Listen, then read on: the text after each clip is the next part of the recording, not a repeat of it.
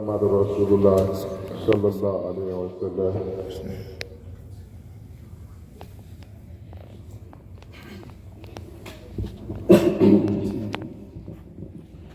إن الحمد لله نحمده ونستعينه ونستغفره ونعوذ بالله من شرور أنفسنا ومن سيئات أعمالنا. من يهده الله فلا مضل له ومن يضلل فلا هادي له ونشهد أن لا إله إلا الله وحده لا شريك له ونشهد أن محمدا عبده ورسوله.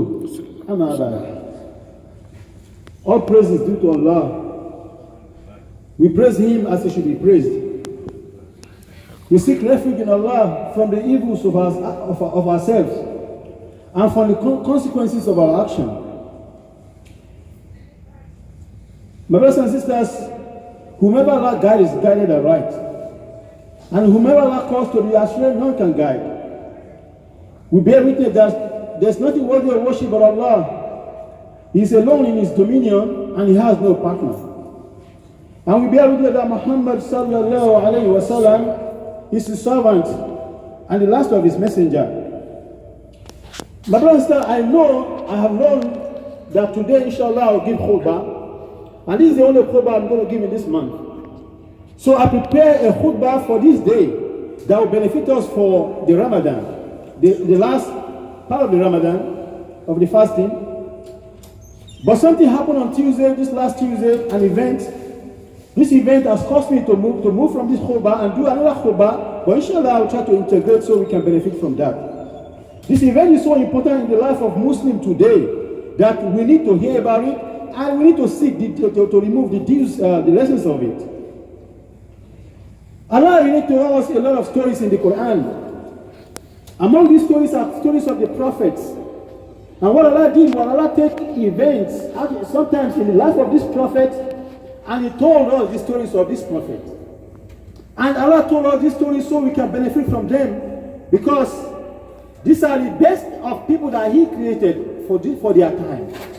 So Allah wants us to see how these people handle life. So He took action from whatever happens in their time and He related to us in the Quran. And if you look at it today, look at ourselves. In our lifetime, we live through lives. And there are events in our life. There are sometimes our life is good time, and there are times is low, and the time we are high.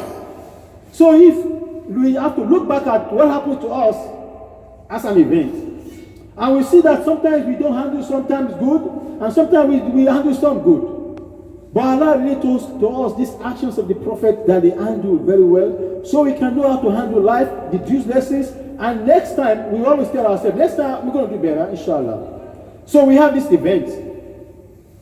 So there's a brother that just passed away this Tuesday, Brother Ali Banat. I'm sure some of you already know about him. You already know what is trending in social media if you are familiar with it, if you are in a Muslim circle. And why is it so important in our life today is because of what happened. Because of what happened to him. And inshallah, I'm going to use that, and I'm going to take a life of another prophet, and we'll see how this life happens to us, that we take things for granted. But this life is more than we take it. And alhamdulillah, this brother Banat was an Australian from Sydney. He was a young brother. He's about 30 years old, or about 31 years old. Very young brother. And Allah bless him with wealth, a lot of wealth. So he lives a luxurious life. He has everything that you can think of that everybody is yearning for. He has it. He walked his sheikh to his wardrobe. He has a lot of shoes, and each shoes cost 30,000 or 20,000 shoes. Wristwatch, 60,000 wristwatches. All jewelries. He has a Ferrari Spider, $600,000 worth car. A lot of those, not one. He lives a very luxurious and happy life. So one day he went to the hospital to see his doctor, and he was diagnosed for cancer.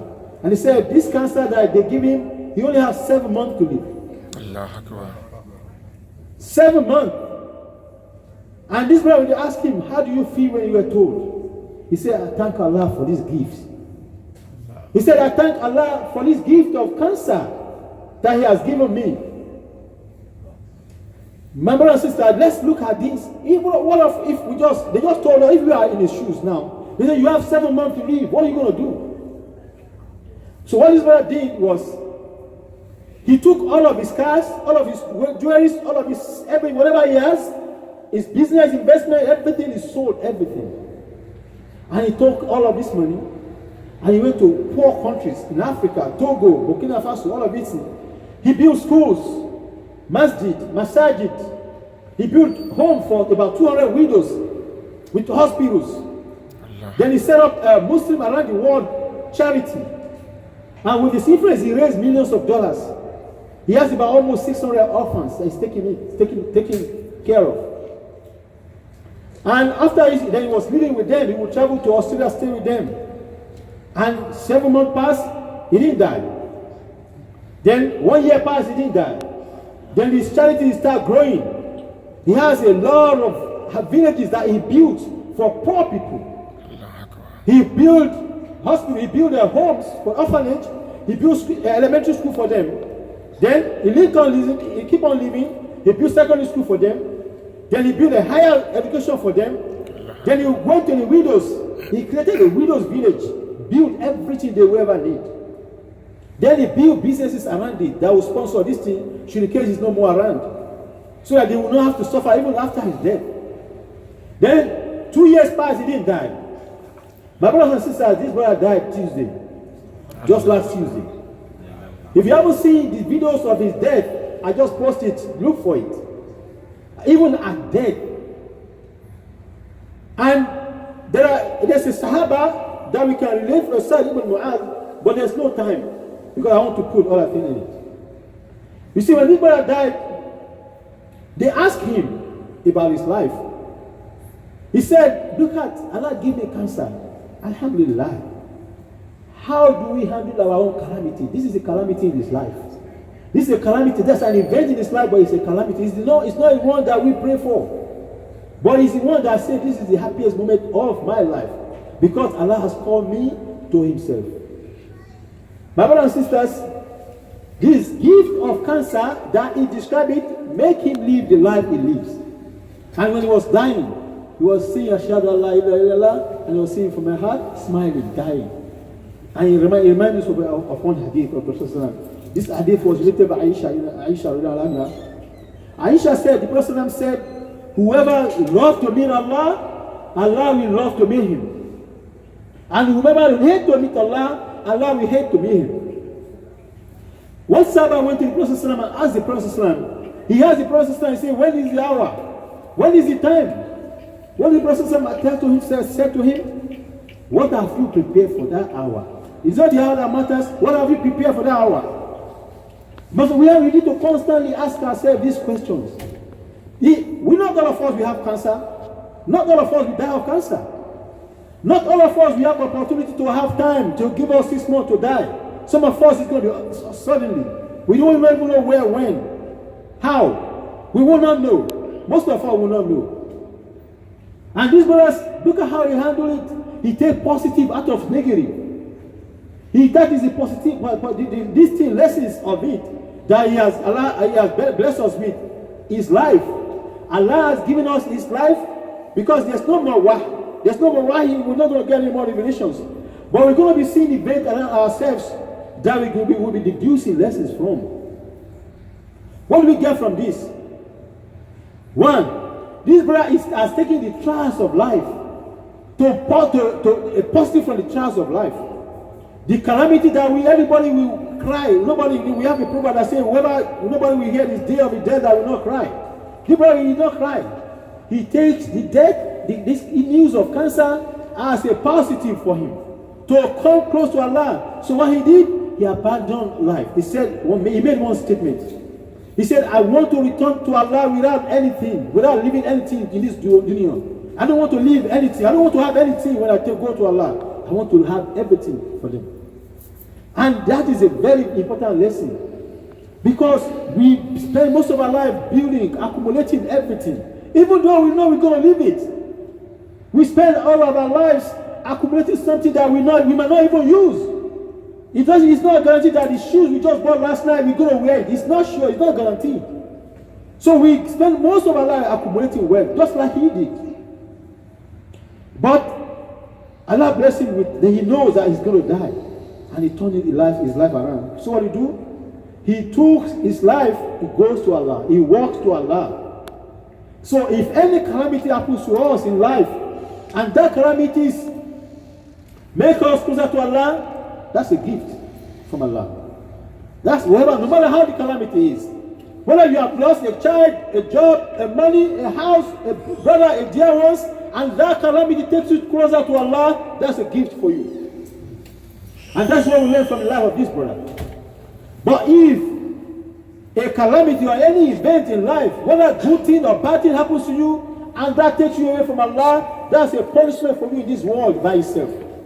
No matter how good that thing is, if it takes you away from Allah, instead of taking you to Allah, that's the punishment.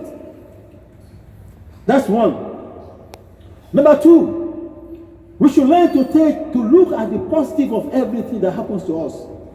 And there's one ayah most of us know, and the interpretation is not always correct. Allah said, "Innama li'usri yusra." He said, "Fa'innama li'usri yusra." We know that. And we always say after every hardship is ease. It's not after. Allah said, فَإِنَّ مَعَ means with. That every difficulty Allah has put you through, He has put ease with it. You have lost your job, yes, but you have your health. What if you lose your job and you lose your health? So you lose your job, you can't even find another one.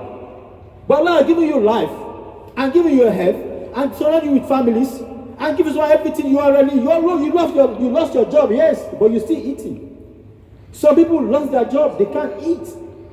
And that's the end. They didn't even die. So the ma'ali usri yusra, with usri, with every difficulty, with them is your ease. But at that time, you feel overwhelmed by the difficulty. So you feel it more. That's the only thing that happens to you. So take every calamity, every evil, every bad thing that happens to you, look at the positive of it. That's one lesson. That's second lesson. Number third is to pursue of this world. Yes, you can pursue this world. You can get as much as you can get. Whatever your ability, get the most. Allah encourage we have because we need it. Wealth is ibadah. To have money is ibadah. If you don't have money, we have to pay the bill for this electricity, for the masjid. We have to pay for the rent. We have to pay for the fan. We are feel comfortable here because we have money to pay for them. What if you don't have money to pay for them? We won't be here.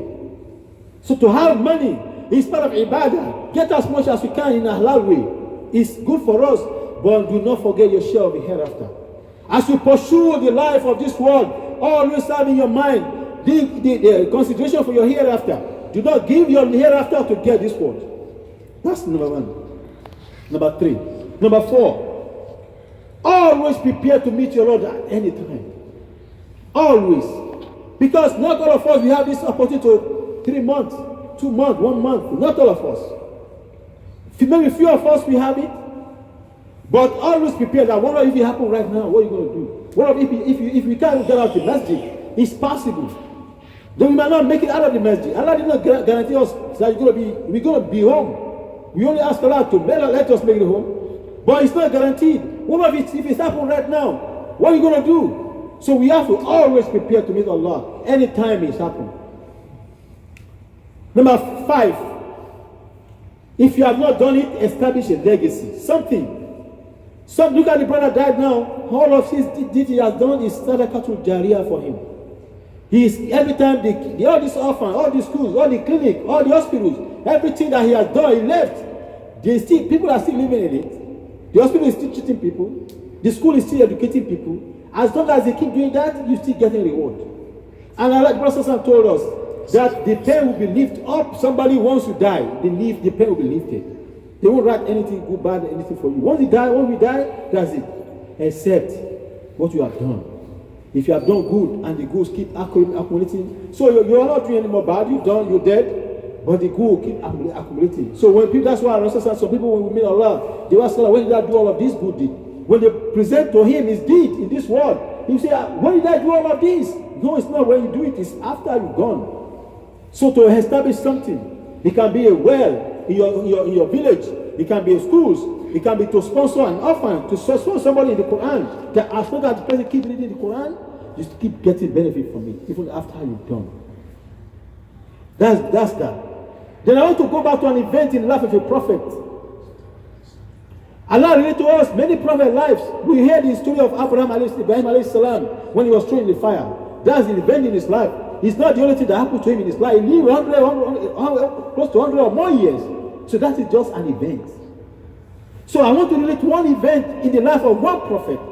This is Prophet Zakaria alayhi salam. Then Allah said in the Quran, subhanallah, in Surah Maryam, Allah said, ذِكْرُ رَحْمَةِ رَبِّكَ عَبْدَهُ زَكَرِيَّا. Allah said, he said, tell the people, tell them, remind them of the rahmah, the mercy of your Lord to my servant Zakaria.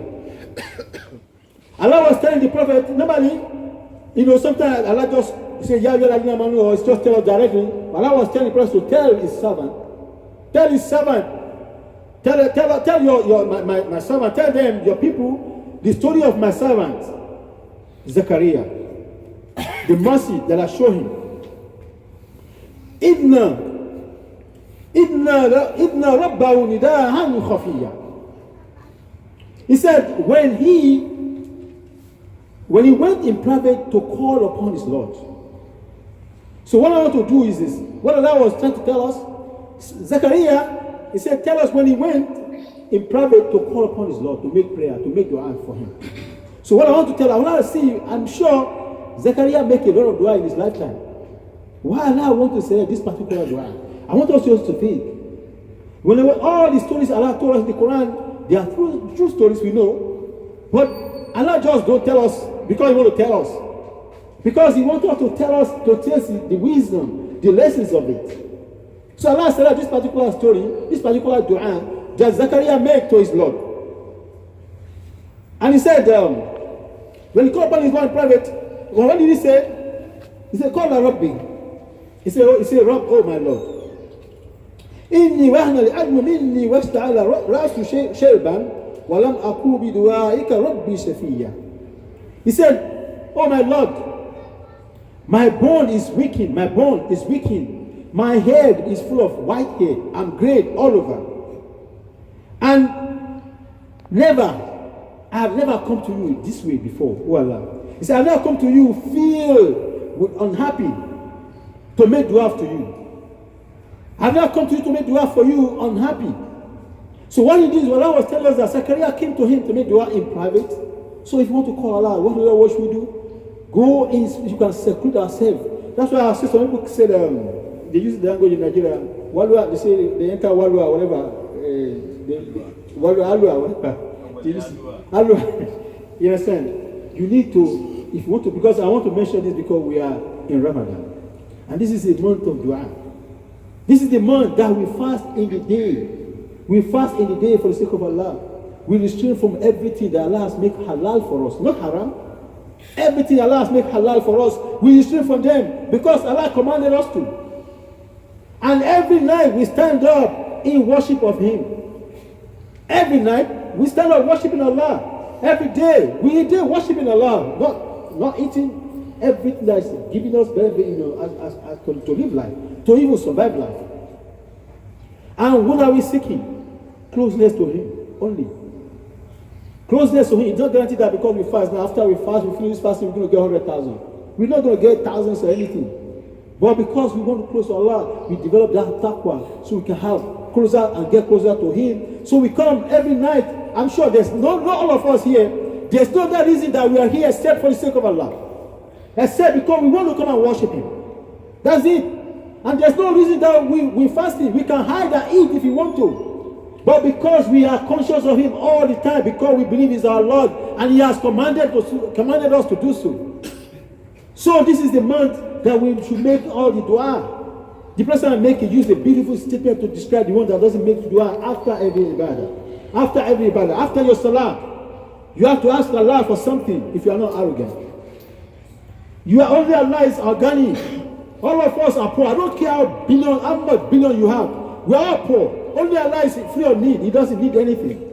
All of us, no matter how rich, how powerful, how high you are, you will still need Allah. So after salat, make dua. After fasting, before you break your fast, make dua. There's no way you will need something. Ask Allah to give you. He can. That's why Allah is telling us these stories. And that's why I bring it now, so that before we finish our Ramadan, to cultivate the habit of making dua. The Prophet said, whoever does not make dua after every ibadah, what is it? It's like somebody that sells something but does not collect money. You sell, imagine you are a businessman, just sell stuff, but everybody just buy your stuff and don't pay. Imagine how it is. That's how the Prophet described the one that does not make dua after every ibadah. If you give sadaqah, make dua. If you give sadaqah to somebody for the sake of Allah, who ask Allah for something that you need. If you fast, before you break your fast, ask Allah for what you need. After your salat, if you pray, tarawih, salat, everything, make dua for Allah for everything you need. Every time, even if you help somebody. If you help somebody, open the door. If you help somebody that is needy, that is weak, open the door, make dua for Allah. Ask Allah. Always cultivate that habit of dua. Then Zechariah continued. He continued in his dua. He said, وَإِنِ خِفْتُ الْمَوَالِيَ مِنْ وَرَائِي وَكَانَتْ أَمْرَأَتِي عَاقِرًا فَهَبْ لِي مِنْ لَدُنْكَ وَلِيًّا. He said, my wife is weak too. My wife is old. And we're not going to leave this world. We don't have any kids. So he was making his case. So if you want to ask Allah, what do? Make your case to Allah. Allah hear you. Make your case. Don't just say, Allah, give me what, give me. Ask Allah. You created me, make your case, whatever it is you want. If it's job you want, if your wife you want, if your husband you want, if it's your health, if whatever it is, make your case to Allah. Allah hears you. Allah hears. And now that you are fasting, make it more. Make it more. Constantly make it. Remember, make dua for whatever it is that you need. Then he continued. He said, يَرِثُنِي وَرِثُ مِنْ آلِ يَعْقُوبَ وَجَعَلُ رَبِّي رَضِيًّا. He said, to give him a son, give him son, he was asked to give him a child that will inherit the household of Yaqub. Yaqub they are all descendants of Yaqub, the Bani Israel, because the one that have, Zechariah is like uncle to Miriam. So, Zechariah, their line is, they look at them as the son of Yaqub, the descendant of Yaqub. Just as we see ourselves as descendants of Adam alayhi salam. So they see themselves. So he wants someone to inherit. What is he going to inherit from the house of Yaqub? Prophethood. So when he said that, Allah called him. Allah said, Ya Zakaria, inna nubashirika bigulamin ismuhu Yahya. He said, oh Zakaria, we give you the good news, the good news of a son that's name will be Yahya.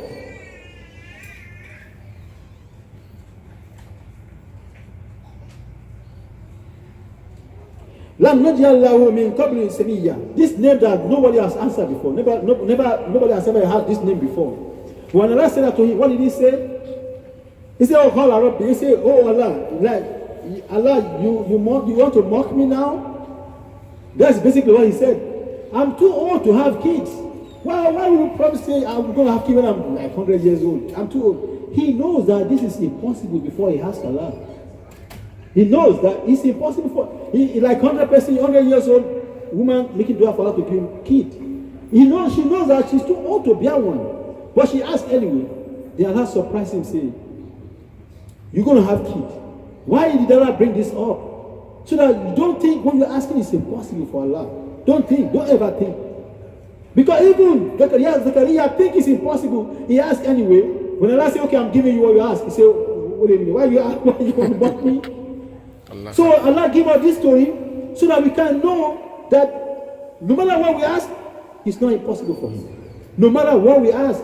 So Allah said, we promise you that you're going to get a son, Yahya. Inshallah.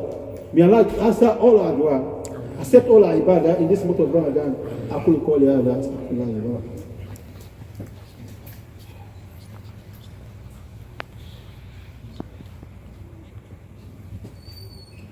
Alhamdulillah Rabbil Alameen. Allahumma salli ala Sayyidina Muhammad wa ala ali Muhammad. Kama sallaita ala Sayyidina Ibrahim wa ala ali Ibrahim fil alamin innaka Hamidum Majid. Allahumma barik ala Sayyidina Muhammad wa ala ali Muhammad. Kama barakta ala Ibrahim wa ala ali Sayyidina Ibrahim fil alamin innaka Hamidum Majid. My brothers and sisters, this event I mentioned just meant two events. One in the life of somebody in our lifetime, and one from the stories that Allah told us. I want to make this complicated for you. And I'll make it complicated by just looking at one question that we're going to ask. When Allah told us these stories of Zechariah, one question we're going to ask is this: what happened first? What happened first? Is it that event that happened first, or the Quran that is telling us the stories? Allah revealed the Quran, written the Quran millions of years, even before Zechariah was created. And the story was in it. Just imagine. The story of Zechariah was in the Quran, and the Quran was written before Zechariah was even created. So, how come the story is in the Quran? We can ask that question. It makes it complicated. How come? So we know that as you live your life, it's already written for you. How are you going to live it? It's already living. So if you live in bad life, if you have any problem, no matter what the problem is, or if you are in good life, living a good, no matter how luxurious is it, it's written how it's going to end. So because it's written how it's going to end, that will make you more be focused in your dua for Allah to make your end to be good. This brother, Allah make his end to be good. It's not because he's smarter than everybody else. It has been written, that's how he's going to die, and that's how he's going to live his life, and that's how he's going to have the wealth, and that's how the wealth is going to end, and Allah is written that those people, those houses he has built in Africa, those houses will be built by him before he was even created. He's written for him. And the prophet Zechariah that he was asking Allah to give him a son. Allah was already reading that Zechariah will have Yahya. It was in the Quran. So, it just happened. Allah told us the story before it even happened. So Allah already told us the story from the beginning to the end. Everything, Rasulullah told us everything that will happen before the day of judgment, before the end, the world end. All the events, we already know. The Prophet told us some, he didn't tell us some. We already know. So this will make us to be more focused in dua. So the purpose of this khutbah is basically about dua. It's about dua. Dua can change everything. Just keep on making dua. If whether it happens to you or not, there's one dua, one beautiful hadith that Prophet gave us. He said, a man that made dua in this world, he keep on making dua, but Allah didn't give him everything he's making. So Allah didn't give him. So when he died, and he was showing his good deeds. So when he showed his good deeds, he said, this is all your good deed. And he said how big the good it is. He said, when they acquire all of this, and they told him, these are all your dua. All the dua you are making that I really give you, these are all of them. Then the man said, I wish Allah never answered any of my dua. All the dua I've made in this dua, I wish Allah didn't answer anything so I can have it like this. Because we don't know that this dua we make, very important, it's just our words. The words are powerful. Whatever we say, they are very powerful. So keep on making dua. Make dua for yourself. Don't forget your children. Make dua for the children. Remember what the Sayyidina Ibrahim did? If you look at Saudi Arabia today, all the blessings that you see there is the dua of Prophet Ibrahim alayhi salam. His dua, he asked two things for them. Look at, he asked for economic prosperity and security. Two dua. Look at them today. You can't hear that they drop bomb in Saudi Arabia or they kill. You can't hear. It's secure by Allah. And their prosperity, they don't even work. Not if they don't work. They just sleep and they make millions. No matter how we work hard day, night, they can still pay us. So this is it. Dua.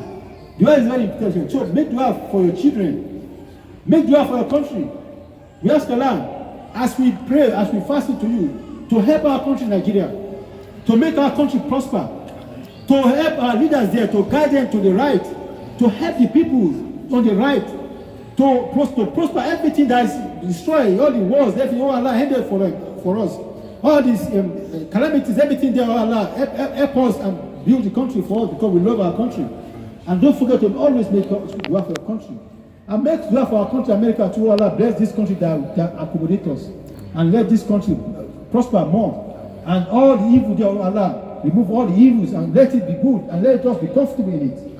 ربنا تقبل منا انك انت السميع العليم وتب علينا انك انت التواب الرحيم. ربنا لا تزغ قلوبنا بعد إذ هديتنا وهب لنا من لدنك رحمة إنك أنت الوهاب. اللهم ربنا آتنا من لدنك رحمة وهب لنا من أمرنا رشدا. ربنا آتنا من لدنك رحمة وهب لنا من أمرنا رشدا. ربنا آتنا في الدنيا حسنة وفي الآخرة حسنة وقنا عذاب النار وارنا مع الأبرار يا عزيز يا غفور يا رب العالمين. اللهم إنك عفو كريم وتوب العفو فاعف عنا. اللهم إنك عفو كريم وتوب العفو فاعف عنا. اللهم إنك عفو كريم وتوب العفو فاعف عنا. اللهم أهدنا من النار. اللهم أهدنا من النار. اللهم أهدنا من النار. Before I let you go, inshallah, I just want to add one more thing because it's very important. The Prophet tell us to make this dua. Allahumma إنك عفو تحب العفو فاعف عني. اللهم إنك عفو تحب العفو فاعف عني. Oh Allah, you are the إنك عفو, you are the one that pardon. تحب العفو, you love to pardon me. Because Allah, when Allah pardon you, meaning whatever you do, your sin is just erased. That means you didn't do it. It's as if you didn't do it. So this month, he asks us to say a lot of it. Inshallah, when you wake up for tahajjud, say it every time, day and night. Allahumma innaka afun qaribu tub lafa faqrani. Okay, call the other. Subhanallah. Subhanallah. Because we said to me, Salam.